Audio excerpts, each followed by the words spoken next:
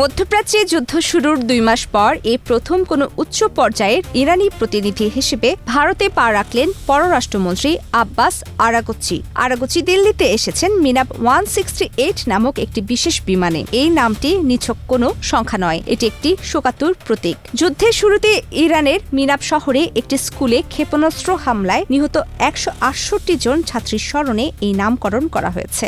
এর মাধ্যমে ইরান বিশ্বকে যুদ্ধের ভয়াবহতার কথা মনে করিয়ে দিতে চাইছে।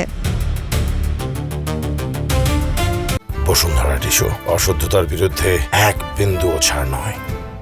৩ দিনের এই সফরে তিনি দিল্লিতে আয়োজিত ব্রিক্স পররাষ্ট্রমন্ত্রীদের সম্মেলনে যোগ দেবেন। তবে কূটনৈতিক মহলের নজর এখন আরাগচির ও ভারতের পররাষ্ট্রমন্ত্রী এস জয়শঙ্করের একান্ত বৈঠকের দিকে। দিল্লিতে পৌঁছে আরাগচি অত্যন্ত স্পষ্টভাবে ইরানের অবস্থান তুলে ধরেন। তিনি বলেন, আমরা আমাদের মাটি ও স্বাধীনতার রক্ষায় সর্বশক্তি দিয়ে লড়তে প্রস্তুত, আবার কূটনৈতিক পথে হাঁটতেও সমান আগ্রহী। ইরানের সাথে সম্পর্কিত কোনো সমস্যার সামরিক সমাধান নেই। ইরানিরা কখনোই চাপ বা হুমকির মুখে মাথা নত করে না, তবে আমরা সম্মানের ভাষা বুঝি।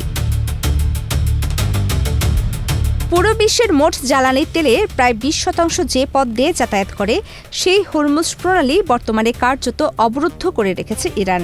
এর ফলে বিশ্ববাজারে তেল ও গ্যাসের দাম আকাশচুম্বী। ভারত চায় এই গুরুত্বপূর্ণ নৌপথটি যেন দ্রুত উন্মুক্ত করে দেওয়া হয়, যাতে আটকে থাকা বাণিজ্যিক জাহাজগুলো নিরাপদে ফিরতে পারে। তেহরান আশা করছে ভারত তার নিরপেক্ষ অবস্থান কাজে লাগিয়ে আমেরিকা ও ইসরায়েলের হামলা বন্ধে কার্যকর ভূমিকা রাখবে।